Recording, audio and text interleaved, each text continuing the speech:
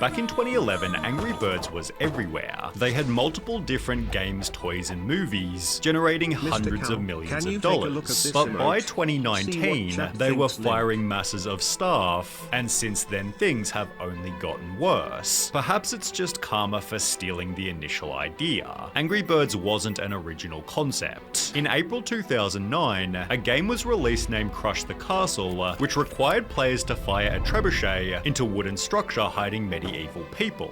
Well, 8 months later, in December 2009, game developer... Chat, I swear, chat, I'm not baiting, chat. I swear I'm not baiting. Why do people go after companies for firing employees? I swear, chat, I don't understand. If there's like downsizing, the audience isn't here, COVID was there, and they're downsizing, right? It's a symptom of the market. What are they supposed to do? To just go bankrupt to keep them afloat? Chat, you wouldn't even do this to your own company. If you own a company, you would literally not even do this for your own employees.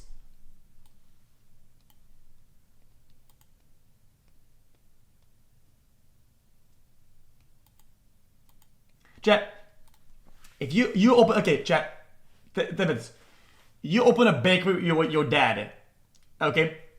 Summer comes around, okay? You have so many customers, you and your dad, you cannot sell all the bread, okay? You have to get Teresa. Teresa is now at the cashier while you package the fucking bread at the back. All good. Okay? Now there's all three of you guys, right? Summer's ended, right? People don't buy as much bread. I don't know why in my world, this market, whatever. Then, not only do you have enough time to do the bread and the cashier, you have enough time to even do the mop and the wash. Now you can do 3 titles at Senna by yourself. So like, well, if I can do 3 titles, I could just do 2. We might have to just fire Teresa. Hey Teresa, yo, I gotta be honest with you. Like, your position is no longer needed because it's been 2 months. I can do all this shit and we don't really need you anymore. Sorry, Teresa. You fired, right? No. Chat, in the current world, you're not allowed to fire anybody because chat's gonna get mad at you for doing layoffs. Instead, tank the company, tank it hard. Now, you can afford most of your shit because now you're in debt, whatever. Fuck it. Take out loans and it's just to keep them afloat. You don't know if the markets are gonna recover. Maybe next. Just keep tanking it. This is not a thing that you or your dad would ever do. Let's be honest. There's not a singular world where you would go into debt, right? And you would take a higher risk than whatever, and then fucking just to keep them afloat. If you say that, I don't believe you're just lying to yourself. No shot. Now explain how when corporates do it, it's evil.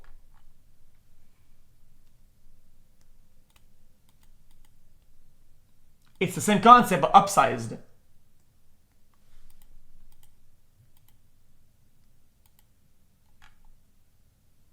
People get mad because in this hypothetical, the bakery becomes the most popular of all time and they still fire Teresa. No. What you should get mad at is the distribution and the compensation employees get as the company gets big. You have to get mad about that really early on. Because otherwise, when the company is rich, they already paid all the salaries. Not because the company made a lot of money, that the money goes into some vault at the company. Guys, all the money we've been making, we've been putting that in a vault. And now when things go bad, we can distribute that. Fuck no, what?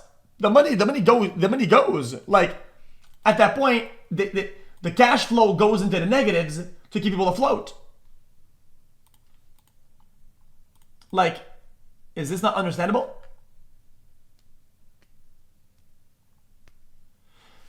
Profit margin increases exponentially with size. Okay. Because don't have markets like that. Amazon, so what's reasoning it? Huh? I don't get it. Alright, we can continue then, I guess. I don't know. Rovio made an app named Angry Birds, which, while clearly being a rip-off, was better in every way. It had cooler, cleaner animated graphics, and different stages, each with different levels. You got points for every enemy killed, and points for every bird you didn't use, giving players the chance to compete for high scores. Throw in 5 different birds with 5 different abilities, as well as a cool, catchy soundtrack, and it's easy to see that Angry Birds was better.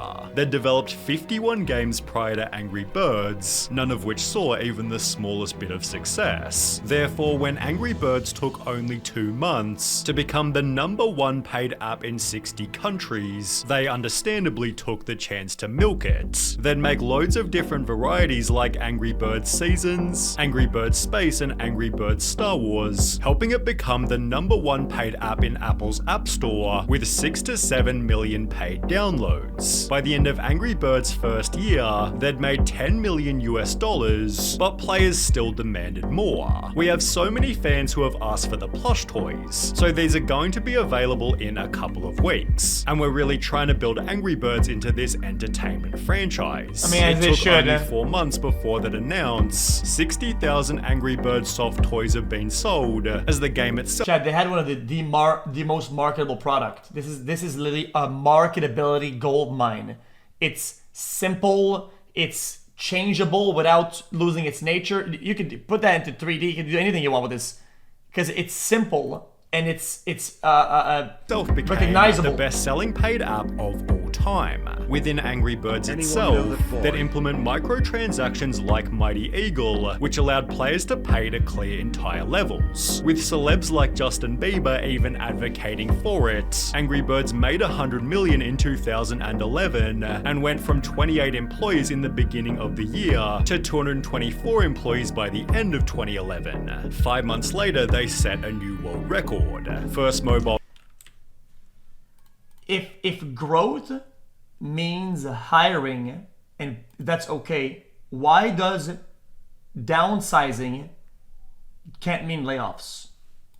End of 2011. 5 months later, they set a new world record. First mobile game series to reach 1 billion downloads. They'd double their revenue again by the end of 2012, at which point they started to face a serious problem. The game was getting stale. They'd made multiple different Angry Birds versions, but hadn't changed the concept in over 3 years. As a result, in the following year, their profits more than halved, with Angry Birds falling to 59th in the App Store, forcing the franchise to try a new format. They'd release Angry Birds Go at the end of 2013, and while this was somewhat of a Mario Kart ripoff, people absolutely loved it. So I mean, it's fun. It is good fun, it looks good, it plays well. Professional reviewers gave it 7.7, while people on Reddit called it their favorite Angry Birds game, and perfection at its finest. Rovio therefore continued to experiment, releasing an RPG game named Angry Birds Epic, which again received incredible reviews, reading, "The latest Angry Birds title is a welcome addition to a franchise." What if they did Plants vs. Zombies, but edition Angry Birds, and it's just the birds against the pigs or whatever. Which hasn't seen much change since its inception back in 2009. Similarly, users said it might be the best RPG title I've ever played. And honestly, a pretty solid time. I think the approach they went with here really worked and paid off. The only problem was, these games didn't sell merch like the original Chat, look how marketable that is. slingshot format. Therefore, merchandise sales plummeted, while total 2014 revenue dropped, and profits fell 73%. That's chess. You know, chat, guys, that's their problem. They failed to market the brand in the game. So a lot of games do that. Chat, a lot of games do that. Sometimes the people play a certain character and never know anything about the character. The character doesn't pop into their heads when they're playing it. Chat, what this and that Overwatch did so flawlessly, you didn't even see it happening in front of you. Bro, the characters gave you everything that you wanted about you were learning about them just by playing. You didn't even know you were learning about them. And you wanted more about them all the time. It's why people loved Overwatch adult content. I'm not going to say I consume any of that. I'm not part of that. I didn't make any of it. But I'm saying it's slingshot why it did format. that. Therefore, merchandise sales plummeted, while total 2014 revenue dropped, and profits fell 73% to 10 million euros. As a result, media outlets reported, Rovio lays off 110 people as Angry Birds hype fades, representing 14% of the company's workforce. They try to fix their decline with yet another experiment, Angry Birds Pop, which was pretty unsuccessful. In a Reddit thread asking out of all the Angry Birds games, which one do you think is the worst, Pop was mentioned many times over. Therefore, they'd go back to basics and put out Angry Birds 2, the official sequel, although many called it a downgrade from the original. The sequel was filled to the brim with microtransactions, clearly annoying the fanbase who wrote, "This is a very greedy game that keeps sucking money out of you. If you play well, the game becomes harder and harder until it's impossible, and then you either have to replay." Chad, this guy would last 20 minutes in Clash of Clans. This bitch ass, he's not built. He's not built like your average Clash of Clans Chad. Each level 10 times, or buy gems. The game is just trying to throw you off balance and get under your skin so that you pay more. The official IGN review said the game took significant steps backward for the massively popular series. Angry Birds 2 is missing key parts of what made previous games so universally compelling to gamers both hardcore and casual, young and old. Still, due to its intense monetization, Angry Birds 2 became their highest earning game. Surprisingly, however, that very same year, they'd announced losses of almost 15 million and would fire a further. That is fucking insane. Operating losses of 50 mil, brother. The same year, that announced losses of almost 15 million and would fire a further third of their workforce, this time being over 200 people. This seemed to imply that Angry Birds was dead until they'd make an unexpected comeback. Turns out they'd spent the previous 3 years privately developing the Angry Birds movie. At a cost of 73 million, they'd made a risky bet, but with a star-studded cast and a fun little story. The Angry Birds movie did surprisingly well. It made over 350 million from its 70 million budget and put Angry Birds back into the public spotlight. People began replaying their previously released games, while Angry Birds theme parks popped up in different countries. Media outlets reported Rovio Games had its best year ever in 2016. However, the gaming releases that Angry Birds was known for was still declining. I get it. That makes sense then. Then whenever they got all the money all the way from the hype, they went for like the end game, hoping that what made them go to the end game kind of stays alive and keeps doing good.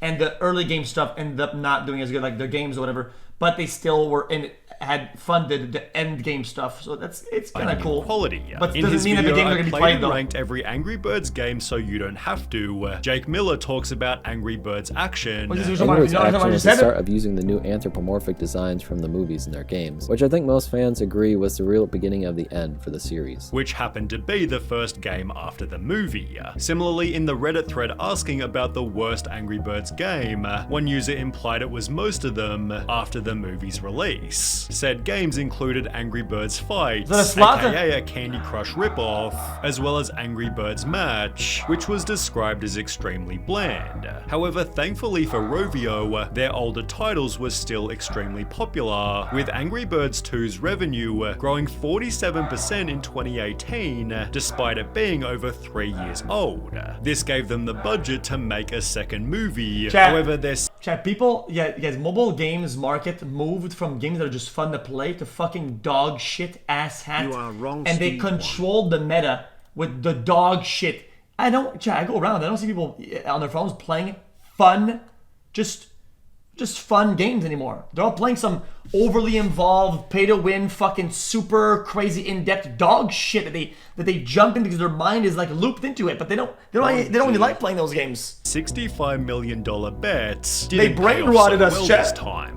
Forbes wrote Angry Birds 2 is worse than the original in nearly every way, whilst Rotten Tomatoes critics added a distressingly ineffective sequel that grows less and less interesting and more tiresome as it unfolds. Still, the movie made a profit of $82 million, right as the company was making some weird changes. Despite their older games being low maintenance, Rovio decided to completely stop updating them. Then, without explanation, some of the older beloved titles, including the original Angry Birds, were deleted from the App Store. When people began to talk about what they'd done, people made compilations stating Angry Birds was dead. There were comments like, "Remember when Rovio actually cared?" whilst hashtag #BringBack2012 began. Oh, they're gonna try to Things got so bad that Rovio apologized, stating they only did it as maintaining the highest quality of updates and live operations isn't possible with our older games. In response to the backlash, that announced they planned on redeveloping Angry Birds Classic, which was re-released on the App Store in 2022, but at a price of $1.99 with no in-game purchases. They'd changed Classic's name to Red's First Flight, making it harder to find in the App Store, thus prompting players to buy the newer, more profitable games. This successfully fooled some people. Chat. I was gonna have an idea, but I feel like it's probably already what they have. Chat, what if the levels, okay, like, it's like Cut the Rope, the game, where like, you need to have 3 stars in all of them to go to, and at one point, like, oh, you need 100 stars to get here, but you can get it if you just buy into, like, oh, I'm missing like a 50 star, I'm not gonna go back and do all that, whatever. Fuck, I'm not just gonna buy it. I feel like people would buy that, no? Games. This successfully fooled some people who struggled to find it on the App Store. However, others knew exactly what Angry Birds was doing. They got rid of the old ones so that you would have no other choice than to play the modern Candy Crush-esque games. They despised the games that made the company and so lost its spirit. Rovio basically. They should have made it balloons, but it's birds. Birds Defense. Angry Defense Balloons. Angry Balloons. Angry Birds. Okay, oh my fucking god. This, openly stating they changed the name due to the game's impact on our wider games portfolio. They further requested that fans continue to bring that passion to our live Angry Birds Slingshot games, such as Angry Birds 2, however players weren't too happy. We hope those fans can continue to bring that passion to our other games which have been designed to be more psychologically manipulative and stuffed with more microtransactions. Fixed it for you. Well, I'm gonna be devil's advocate here, chat. Guys, people stopped playing games that are just fun, that didn't have microtransactions. Guys, that's just the way it is. How many games do people play that are good, that don't have that built in? Bro, the market actually took over so much that every game was like this. And games were left behind. I don't know what to tell you. Like, it is what it is. The drama was so severe, it seemingly halted any future games, as Angry Birds Classic is still the most recent title, released way back in 2022. In 2023, Rovio was sold to Sega, although this has done little to fix their reputation. One recent tweet expressed, "I very much still love Angry Birds. That said, the current state of it is dog shit. My hope for the franchise is at an all-time low right now. I'll just continue to enjoy what I love about it, but it's sad to see what it's become. Despite everything, Angry Birds isn't finished, as they just..." How did they sell for that much, though? I guess they probably thought they could do that with the franchise and announced make they're all that money making back. a third movie, although with the rest of the franchise in decline, its performance might be interesting. Interesting. There's a lady. What does this guy say? I'll replay I it don't also. think anyone complains when a company is losing money and then downsize afterwards. What usually happens is companies mention they make record sales and growth for the year but still decide to lay off when they could try to repurpose them. Even though I agree with you, okay, it's kind of the way that I see it, it's kind of like that, as in like, if your company is kind of slow growth, like normal growth, whatever, right? If this is like your income, right? It's kind of easy to like hire and fire people kind of close to that curve, right? Without much correction to be done. But the main problem is that when your company is kind of going like this, it's kind of going like this, right? When you're correcting, right? Oh no, we don't have enough, and it goes, oh no, we don't have enough again. And then now, okay, fuck it. When it's super hype, I mean, brother, they have record sales. I mean, they're jumping, and there's gonna be a difference between the amount of people that they're hiring and their actual, because and that causes overcompensation. So when things eventually go down and they still have this many employees, you're gonna have layoffs, brother, because it's hard to predict and go with the market when you don't even know how good it could be. They overcompensate. So then you're gonna have layoffs, sometimes that are even still above their income, whatever, which is good. But it is what it is. Like, I don't know, like, what do you expect them to do? So when the record sales are announced, by the way, they announce record sales like over here at the end of the fucking year, right? Lil bro, I found in a random ass. It doesn't mean that 2 quarters were in the red. So yes, there's still layoffs, right? When they report the fucking record sales, but they're not having those record sales right now though. Like, it is what it is, no?